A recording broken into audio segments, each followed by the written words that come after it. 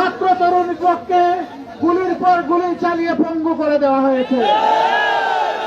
যাদেরকে খুন করা হয়েছে মহান মনিবের দরবারে দোয়া করে রব্বুল ইজ্জত তাদেরকে তুমি শহীদ হিসাবে কবুল করো, তাদের আপনজনকে তুমি সাথে জামিন আতা করো। আর যারা আহত হয়েছে রব্বুল আলামিন তুমি তাদেরকে সুস্থতার নিয়ামত দান করো।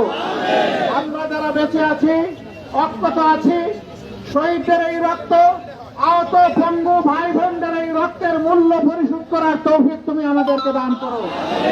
এই বাংলাদেশের বুক থেকে সকল ধরনের জুলুম এবং বেইনসাফি তুমি দূর করে দাও।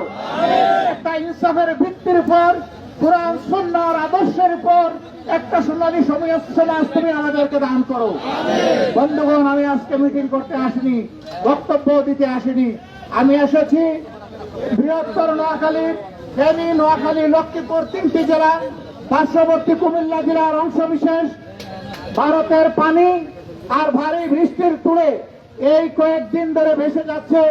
মানুষ দুঃখ দুর্ভোগের মধ্যে আছে, অনেকে ঘর বাড়িতে থাকতে পারছে না, কুলের সন্তান নিয়ে কোথায় যাবে হন্যে হয়ে উঠেছে।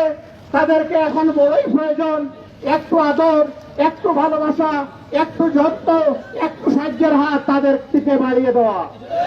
আমরা এসেছিলাম মূলত তাদের দুঃখ দুর্দশা দেখে তাদেরকে একটু সান্ত্বনা দেওয়ার জন্য।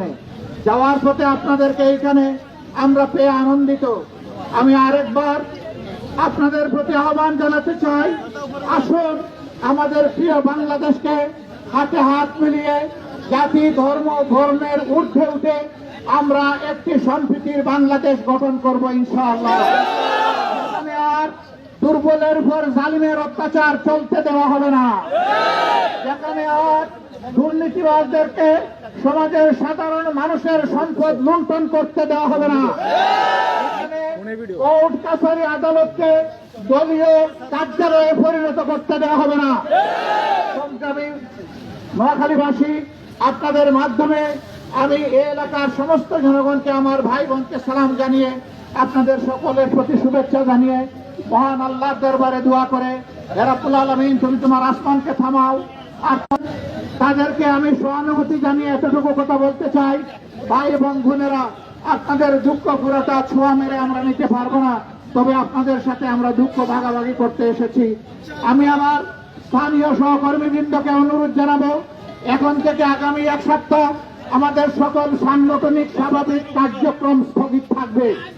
এখন আমাদের একমাত্র কাজ হবে দুর্দশাগ্রস্ত মানুষের কাছে দিনে রাতে ছুটে যাওয়া, তাদেরকে উদ্ধার করা, যতটুকু পারা যায় সাহায্য সহযোগিতা তাদের মুখে তুলে দেওয়া, হাতে তুলে দেওয়া। আপনাদের সকলের প্রতি আহ্বান জানিয়ে, গোটা দেশবাসীর প্রতি আহ্বান জানিয়ে, পাশাপাশি সরকার এবং বিত্তবানদের প্রতি অসহায় দুর্দশাগ্রস্ত দুর্যোগে নিপতিত মানুষের পাশে দাঁড়ানোর আহ্বান জানিয়ে আমার বক্তব্য এখানেই শেষ করছি।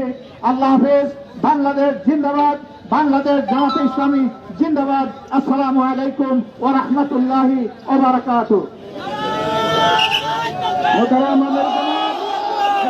আজকে ত্রাণ বিতরণ উদ্বোধন করবেন, আপনার দিকে দেন একটু ত্রাণ বিতরণ উদ্বোধন করবেন মহতারাম আমিরুল জামাত।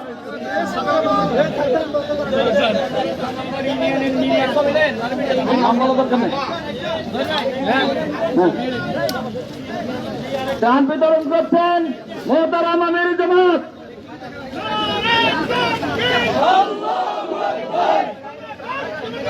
জিন্দাবাদ জিন্দাবাদ বাংলাদেশ জামাত ইসলামী।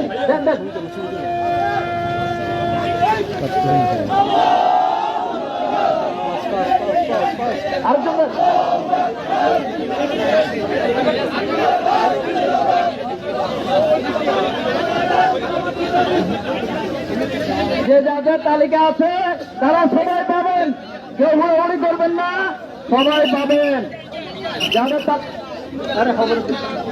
যাদের তালিকা আছে তারা সবাই পাবেন ইনশাআল্লাহ।